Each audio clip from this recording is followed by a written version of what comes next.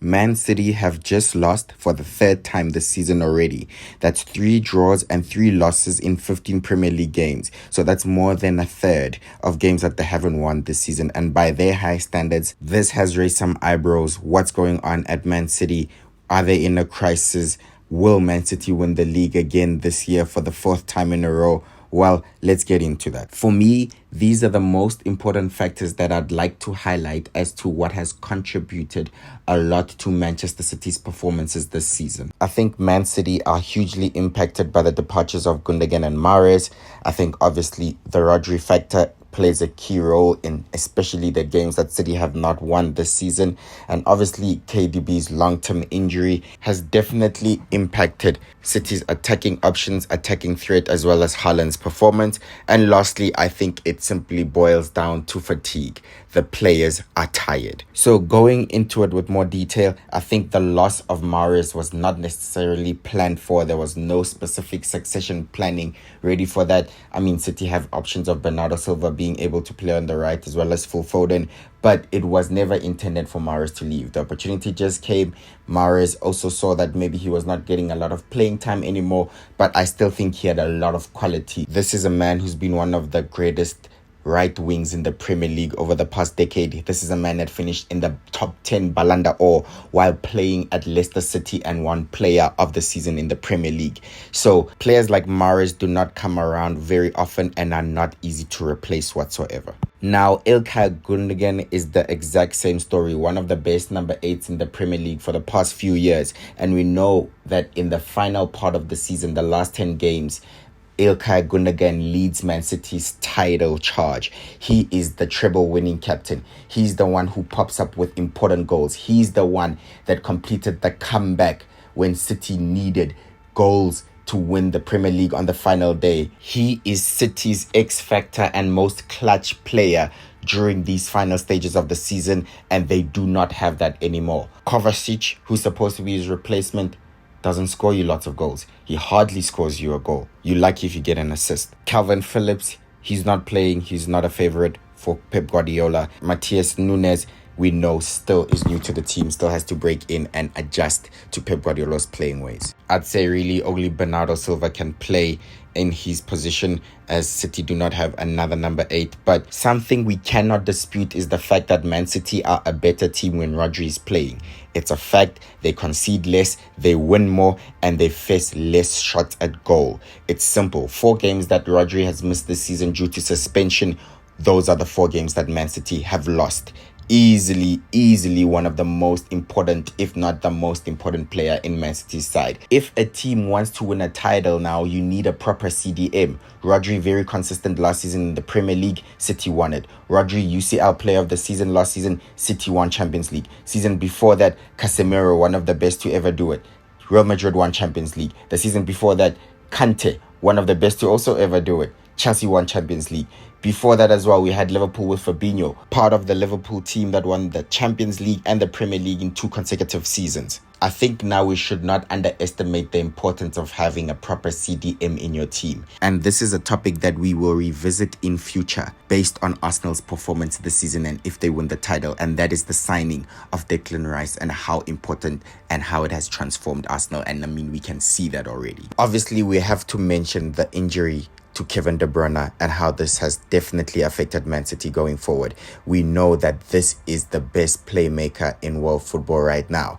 This is someone who's coming off podium finishes in the Ballon d'Or for the past consecutive seasons, except last season where he finished 4th. We know he had the most assists last season. We know he's won the Playmaker Award numerous times for having the most assists in the league, and he would have won it more if it was introduced earlier. This is one of the greatest midfielders in Premier League history. This is a man that has won back-to-back Player of the Season awards.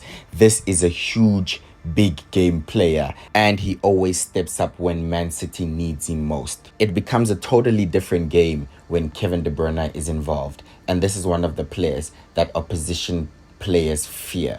This is one of the players that defenses fear to play against. So let's not underestimate the importance of his absence, actually. And we know definitely Haaland would have more goals if Kevin De Bruyne was playing, because Kevin De Bruyne is the one that assists him most. My final point is that simply Man City players are tired. They are currently suffering from fatigue. It would be understandable. Man City played a lot of games last season on the road to winning the treble, and I'm pretty sure that would have a definite effect on the players' fitness and also the players' mentality. And let's think about it. There was a World Cup. It was a World Cup year, and Man City had the most players at the World Cup. Just think about it. These players have hardly had a break and have not had a proper preseason, not all of them. And Man City also had commitments to the Super Cup, and they'll also have to go to another Club World Cup. So it would make sense that Man City are tired at the moment, and it's showing because they are not able to hold on in games as much, especially in the final few minutes of games. Just look at this. Villa last night scored in the final 15 minutes of the game. Spurs literally scored in the 93rd minute of the game. Liverpool scored in the 81st minute to get their equalizer, and Chelsea scored in the 95th minute to get their equalizer.